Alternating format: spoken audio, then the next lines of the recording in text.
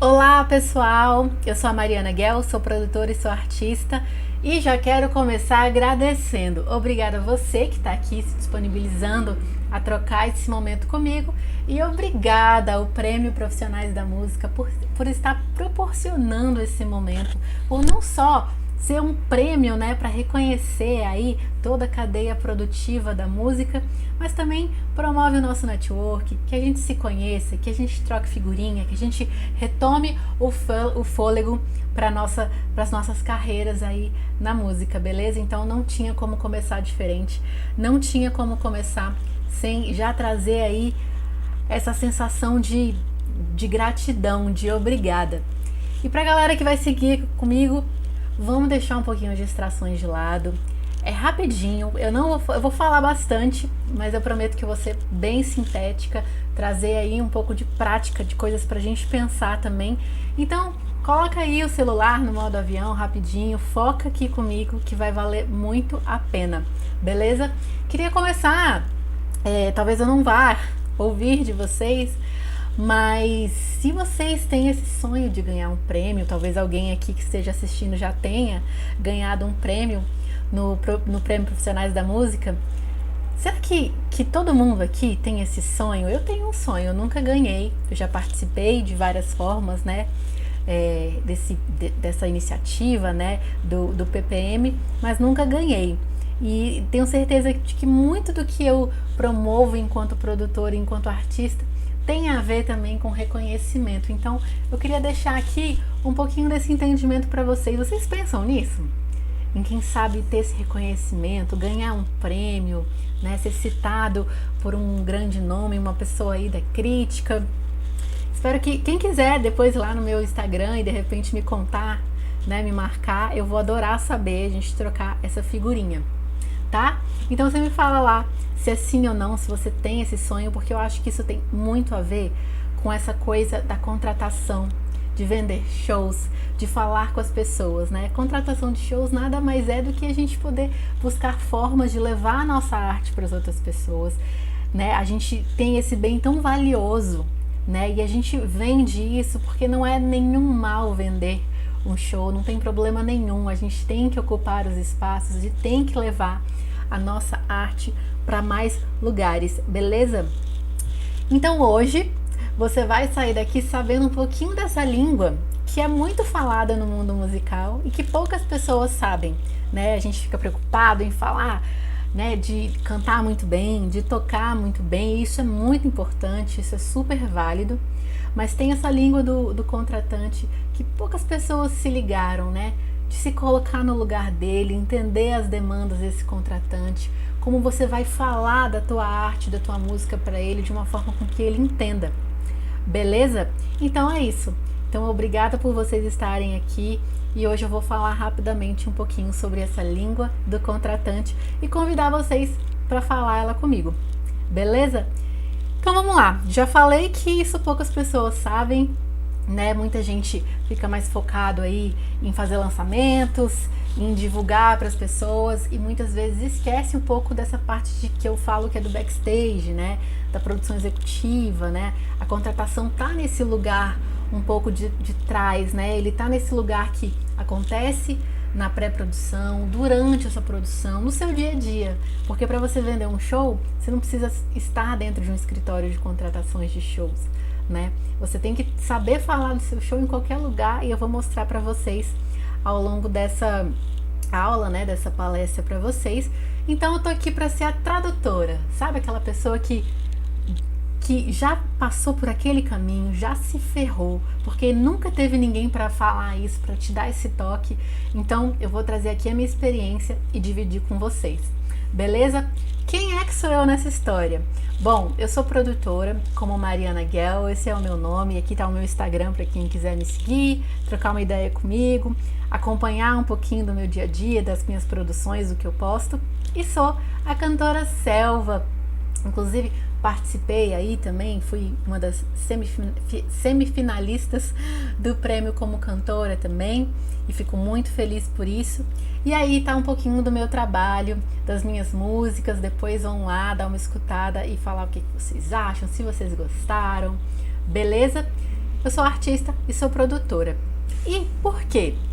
Tudo começa comigo querendo ser artista, querendo cantar, querendo ser atriz, dançarina, né? Eu cresço, né? Eu nasço e cresço em Brasília, numa cidade onde a arte é um refúgio, né, para as pessoas.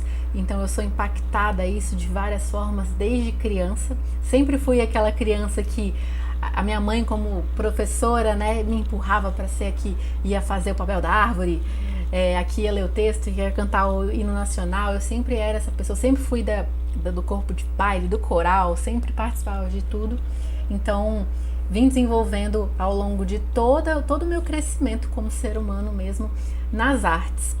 E claro, gente, quando você é criança, quando você está começando e você não tem aí, digamos, um berço, né, algo que te leve para frente, é muito comum que a gente procure as formas da gente poder se produzir para poder se apresentar. Então no começo eu ia lá na escola e falava que eu queria me apresentar, eu fazia meu grupinho com as minhas amigas e a gente cantava e dançava e se apresentava para todo mundo.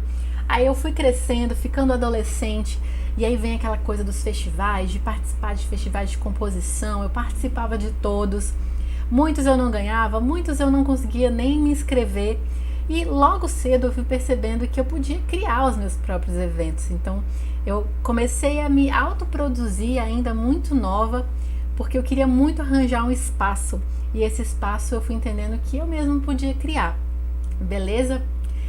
E é por isso que a língua do contratante é uma língua que eu falo que ela é muito humana, assim, né? Ela não tem nenhuma coisa assim, sabe, um jeitinho de falar que ela é diferente.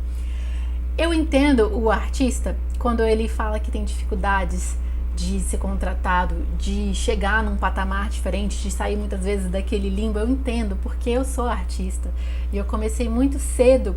Então eu já passei por várias fases e às vezes até volto para essas fases, porque a vida não é linear, não é mesmo? Mas eu entendo vocês, né?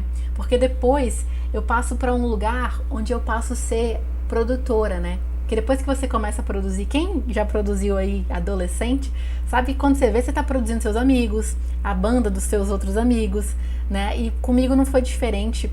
Eu cheguei nesse lugar onde eu comecei a vender os meus próprios shows, as minhas próprias apresentações, comecei a ser contratada, comecei a vender os dos meus amigos, até abrir a minha própria produtora. Essa foto aqui eu tava montando aqui o que eu ia conversar com vocês e achei essa foto, ela deve ser de 2010, 2011, quando eu tinha uma produtora de artistas. Esse casal aí, eu tô com o meu sócio, e esse casal que tá com essa plaquinha aí, que é da revista Veja, eles tinham ganhado como o melhor, eram o Genaro Jazz Café, né? E eu, como minha produtora, eu comecei promovendo a música nesse restaurante, bar, assim, né, que eles tinham, e fiquei durante muito tempo promovendo a agenda musical, a programação musical deles. Depois eu fui evoluindo, fazendo outras coisas com a minha produtora, mas ali foi quando realmente a gente abre um CNPJ e começa a entender um pouco da carreira dos artistas, a vender os shows. E dessa produtora eu vou partir para o lugar onde eu começo eu parto para um outro trabalho, que é um emprego, que eu vou para um festival center aqui em Brasília, e eu somo mais de 11, 12 anos nessa empresa, onde uma das minhas funções, né, era fazer a programação cultural, e eu faço mais de 200 contratações ao longo desses anos. Eu acho que mais, eu parei de contar, e aí realmente eu passo a ter essa vida dupla, né, a ficar dos dois lados do balcão, como produtora e como artista durante muitos anos. Então tem muito disso, né, de eu fazer acontecer, começar a me autoproduzir e começar a produzir os outros artistas. Aí tá eu como a produtora, né, esse outro lado do balcão, a que manda os e-mails, a que recebe os e-mails, a que chora no orçamento, a que vai contratar o artista, a que vai literalmente fazer milagre, né? Quem trabalha com produção sabe que produzir muitas vezes é fazer coisas que a gente nem imaginava que a gente era capaz. Bom, minha moedinha aí para lembrar que eu estive, né, estou ainda na verdade nesse lugar aí dos dois lados da moeda, e eu acho que é o que eu trago mais de valioso para vocês hoje, né? O porquê que eu como produtora comecei a dar aulas e comecei a passar para outros artistas, porque eu entendia que por mais que eu fizesse muitos cursos, e eu fiz cursos ótimos, tive mentorias incríveis, Mas essa questão do fato de eu ser artista e ser produtora era alguma coisa que só eu sabia pela minha vivência. Então eu quis começar a compartilhar. Demorou muito, eu trazia isso no meu coração durante muitos anos, querendo contar para os artistas algumas coisas que eu achava que dava para melhorar e que eu não conseguia, e que agora eu tenho falado mais e apresentado mais. Então, mais uma vez, obrigada por essa oportunidade para estar trazendo esses meus insights para vocês. Bom, falar da língua do contratante é entender que esses artistas que eu trabalhei ao longo dos anos, eles eram muitas vezes muito bons. Às vezes estavam no top 50 aí, nacional, ou até muito mais do que isso, estou chutando aqui, né? Mas eu sentia que às vezes o background, né, a parte ali de produção, do material de vendas, da forma de se comunicar ali enquanto equipe, etc., não funcionava tão bem. E eu entendi que não era porque ele era ruim ou era uma pessoa ruim, é porque ele não sabia se comunicar, o jeitinho de falar, né? Muitas vezes o artista sabia ser artista, criar, né, pensar em coisas abstratas, fazer ligações maravilhosas, geniais, mas essa parte aí, né, dos trâmites, da parte de venda, de como falar do seu show, o artista não sabia fazer.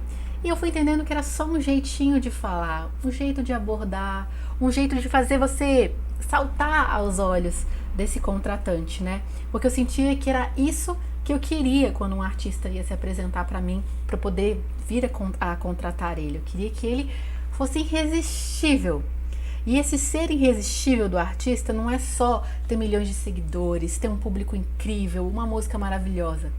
É ele estar pronto, porque ele tem todo um cuidado com o trabalho dele, ele tem muito amor pelo que ele faz.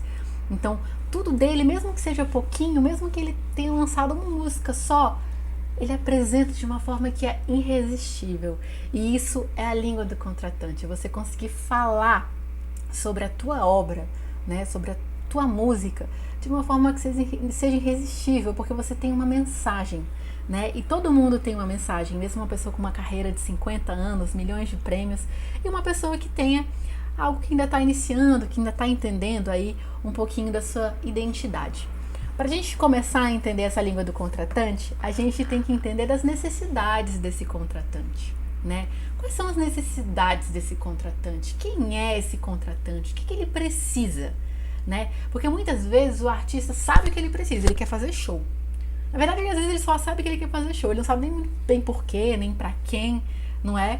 Então, assim, primeira coisa pra gente começar a vender show logo, pra gente poder falar a língua desse contratante sem nenhum obstáculo, entender a necessidade dele. E isso é um raciocínio que a gente faz caso a caso.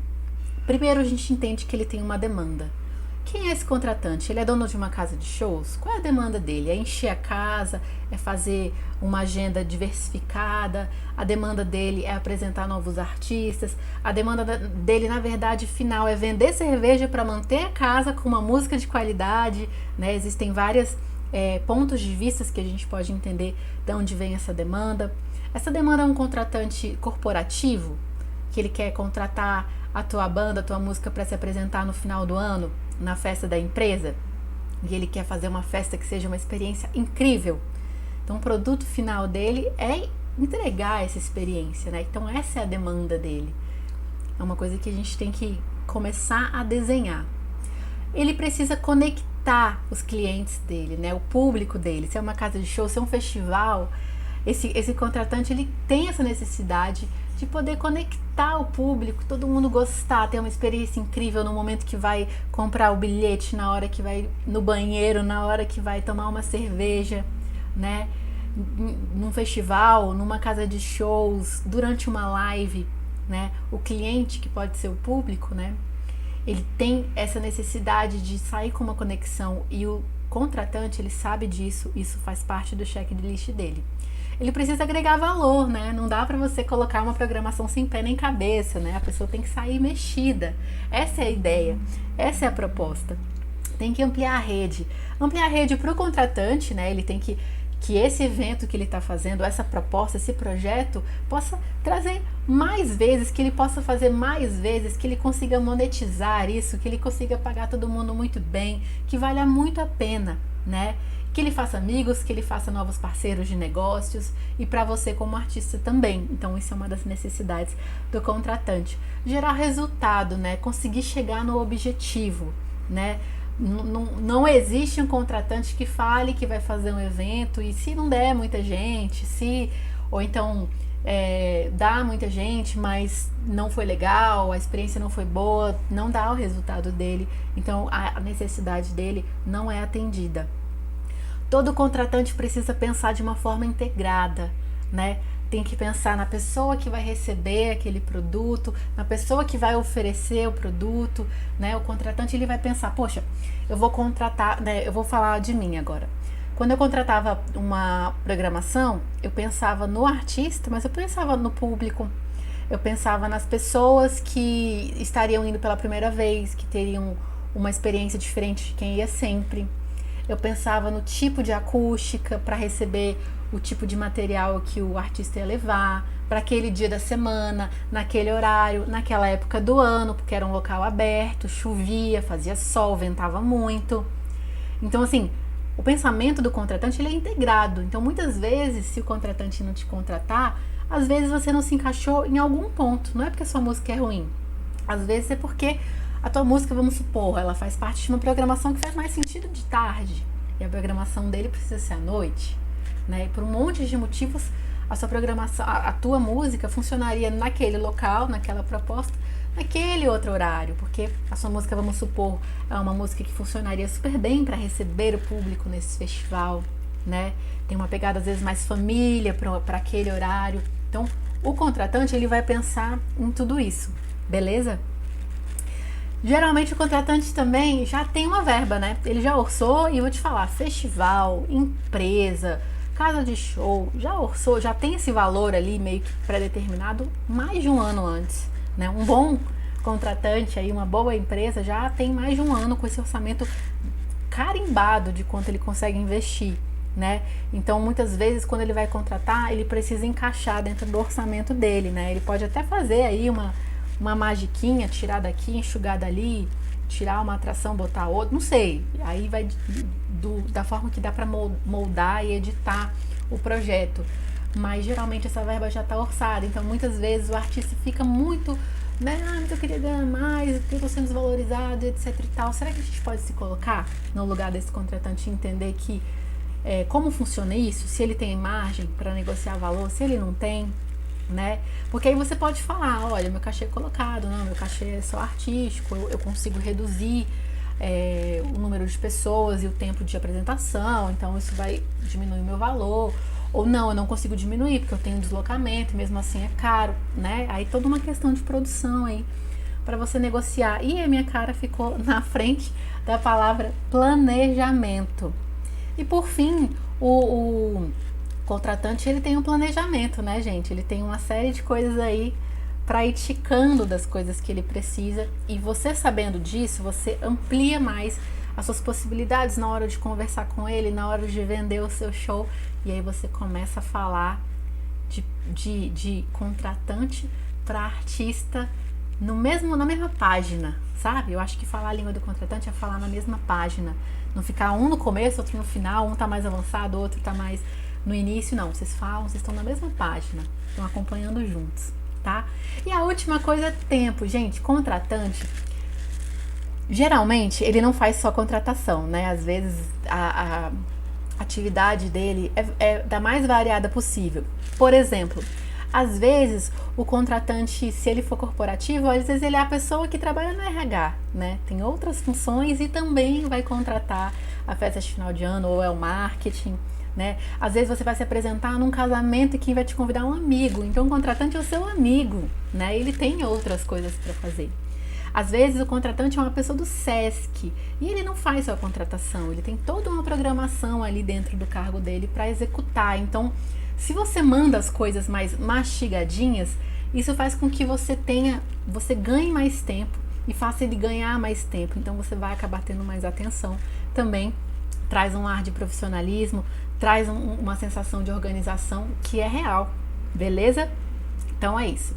E quem é esse contratante, gente? Quem é essa pessoa? Essa pessoa, Pode ser qualquer pessoa. Todo mundo pode acessar em algum momento esse lugar de contratante, né? Você pode contratar alguém para tocar aí no batizado dos seus filhos, né? A música, ela ocupa todos os espaços, né? A gente acha que eu tenho que ir no contratante assim, XYZ, mas depende, qual é o seu tipo de música? O que você oferece enquanto produto musical? Você pode tocar em que tipos de lugares? A partir do momento que você entende, não, meu tipo de música é instrumental, e o tipo de música instrumental que eu apresento funciona melhor no teatro. Entendeu? Quando você vai afunilando, você vai deixando mais claro a entrega que você consegue fazer, as necessidades que você tem. E aí quando você vai num contratante, você vai direto num que tem a mesma necessidade que você, né, de passar a mesma mensagem. Fica mais fácil. Então, quem é essa pessoa? Pode ser um amigo, pode ser uma pessoa da área corporativa, pode ser um dono de casa de eventos, pode ser o dono de um hospital, pode ser o dono de uma emissora, pode ser uma pessoa do Spotify, do Deezer, pode ser infinitas possibilidades, tá bom? Onde tem música, pode ter um contratante, é isso que eu quero trazer para vocês.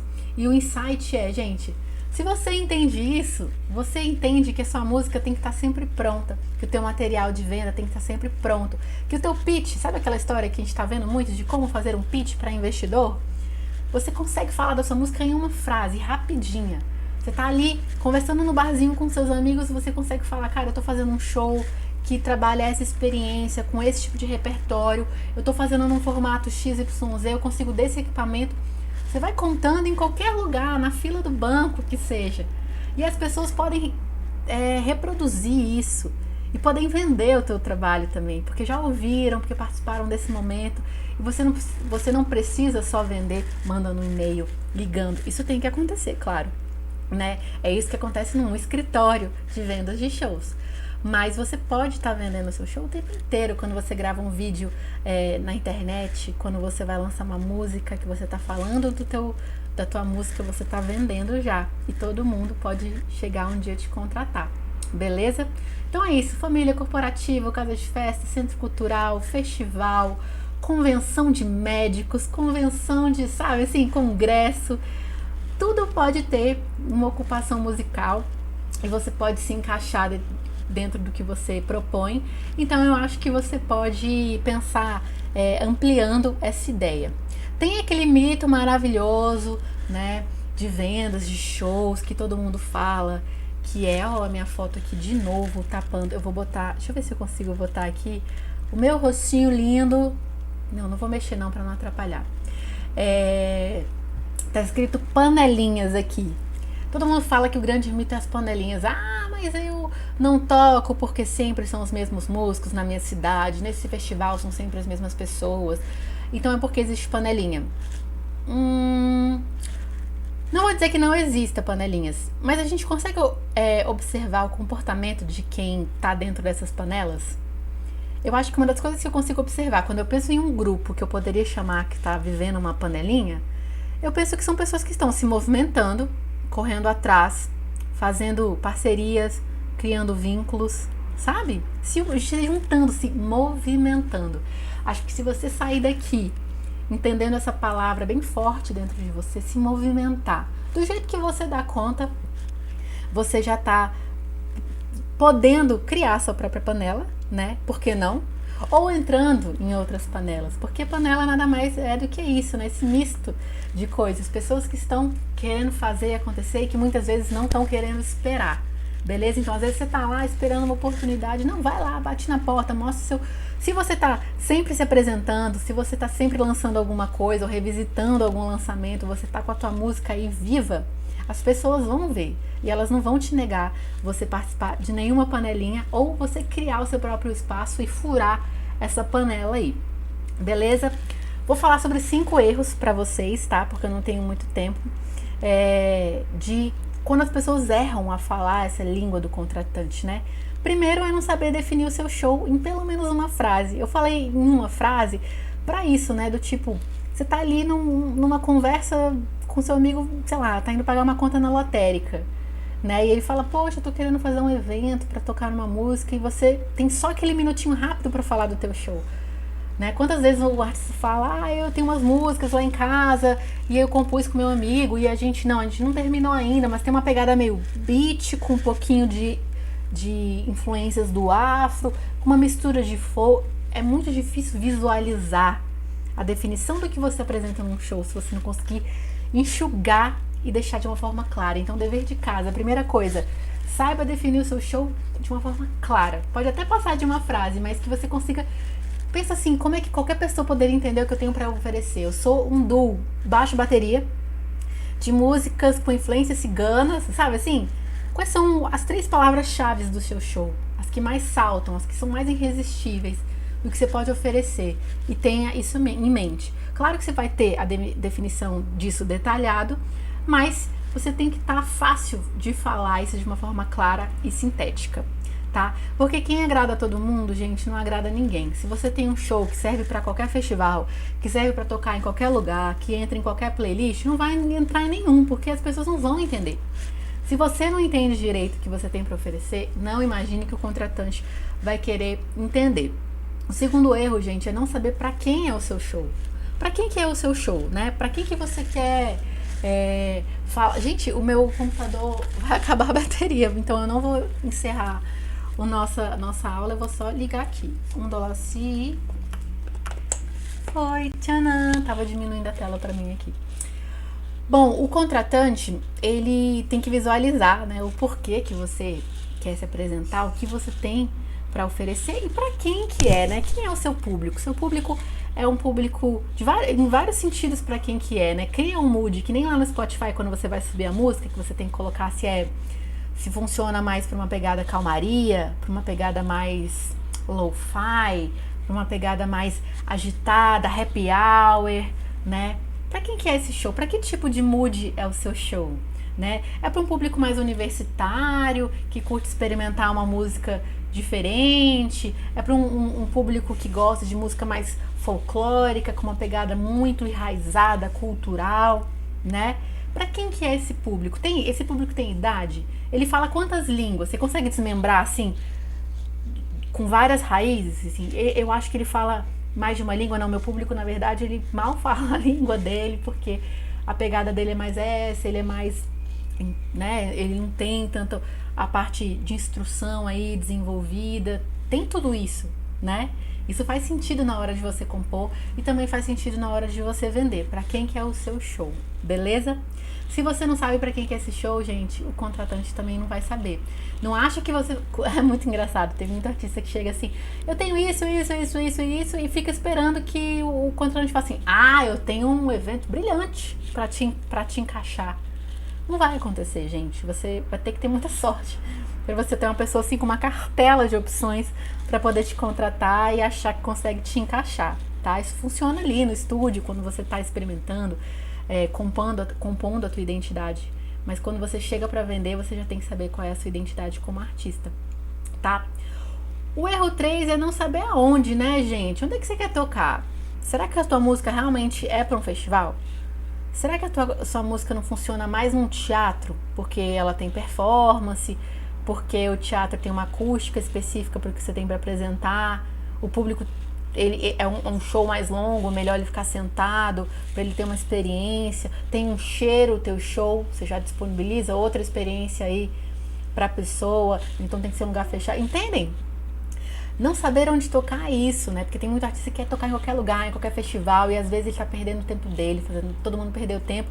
E meio que não se queima, né? Mas assim, é melhor você tocar menos e tocar nos lugares que tem totalmente a ver com você, né? Com a tua música, e você conectar com aquelas poucas pessoas que são as suas fãs, do que você querer tocar em qualquer lugar e ser sempre aquele artista que meio que parece que tá sobrando na programação, sabe? Então, fazer uma lista desses lugares para você poder tocar. O erro 4 é não ter o material adequado, né, gente? Sabe aquela coisa de você mandar para o contratante um monte de vídeo no WhatsApp e encher a memória do celular do contratante? Ou você mandar um e-mail todo desconfigurado, num texto num Word, a pessoa não consegue direito, num texto não tem pé nem cabeça, você não consegue entender, não tem uma foto direito, sua foto foi feita com o celular, não tem uma luz boa, nada do teu material te ajuda sabe? Você pode até não ter uma grana para poder gravar o teu som na melhor qualidade, mas se a gente perceber que você sentou e que você tentou gravar, né, da melhor forma possível, o contratante percebe que você às vezes não tem o investimento para fazer na qualidade, mas você teve o cuidado com dentro das condições que você tinha. Isso é perceptível. Então, adeque o seu material dentro das condições que você tem, que a gente percebe. Beleza? Erro 5. Não saber aonde estão os seus contratantes. Gente, tem que listar. Tem que fazer uma lista dizendo aonde estão. Os meus contratantes, eles são de festivais. Então, eles frequentam festivais. Eles costumam ir nas casas de show X. Vai entendendo, a gente tem internet para stalkear, vai procurando seus contratantes, o que eles estão fazendo, eles estão participando de alguma convenção, eles estão abrindo pitch, né? Eles estão falando sobre o quê? Você tem que fazer uma lista sobre isso, beleza? Então é isso, gente. Falar a língua do contratante é ter essa empatia de entender o que, para quem, como, onde e com quem. Beleza? Se colocar no lugar do contratante e ter um domínio muito específico da tua arte, né, da tua música, da mensagem que você quer oferecer, tá? Entender isso faz com que você amplie as suas possibilidades de se apresentar e se vender, tá? Porque o contratante, ele precisa de um produto para chegar num objetivo e você vende a experiência para chegar nessa jornada, né? O contratante hoje em dia, ele não faz apostas, ele não arrisca, ele tem um objetivo, ele não tem como te pegar em casa e achar que você vai ser a pessoa genial que vai mudar tudo, que vai fazer ele alcançar o objetivo dele. Você já tem que estar fazendo e ele te pega no meio do caminho e te coloca na jornada junto com ele, porque ele sabe, porque ele já está vendo o seu movimento e vendo que você consegue se encaixar para alcançar esse objetivo. Tá?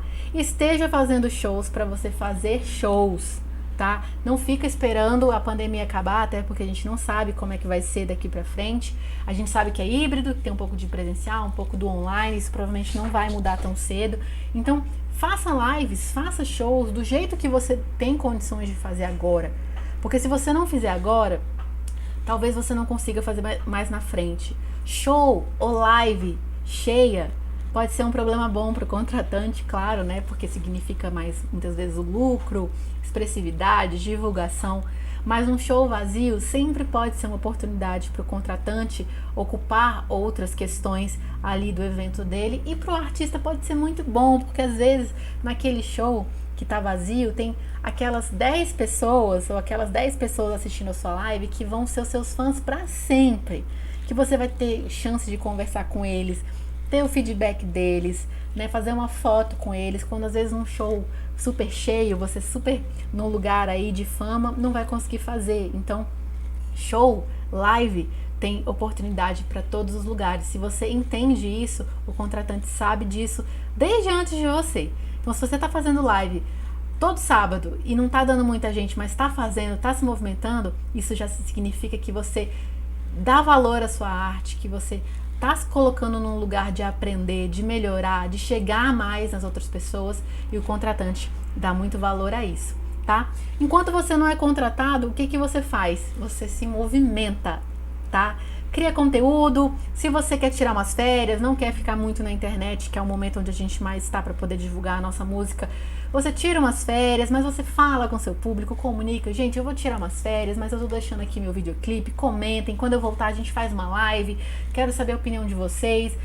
Mas se possível, sempre esteja postando alguma coisa, movimentando, fazendo uma live, faz um feat, vai fazendo tudo que você dá conta de fazer, o que te dá tesão também de fazer, mas tenta não ficar parado, tá? Se for para ficar parado, que seja planejado, que seja de uma forma estratégica, porque quanto mais material você tem, mais você chama atenção.